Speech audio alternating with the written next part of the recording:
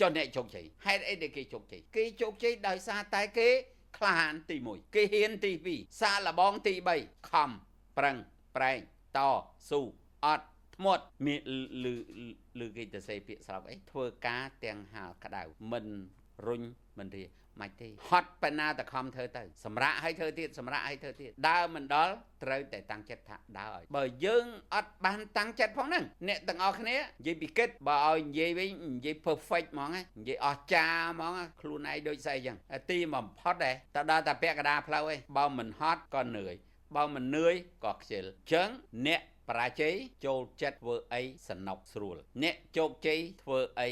ដែលពិបាកហើយធ្វើបានពិបាកប៉ុណ្ណាក៏អត់ដែលគិតពិបាកបើសិនជាអ្នកបរាជ័យវិញធ្វើអីចង់តែស្រួលចង់ស្រួលជួបស្រួលលក់ស្រួលដេកស្រួលហើយចង់ធ្វើអ្នកមានតែដេកនៅលើគ្រែដេកសុបិនខ្លាយទៅជាសេដ្ឋីភ្ញាក់ឡើងដឹងខ្លួនពេលណាភ្លឺឡើងពេលណាដឹងខ្លួនពេលណាក្រដដែលលោកគ្រូមិននិយាយក្រអញ្ចឹងព្រោះអ្នកអត់ធ្វើចង់បាន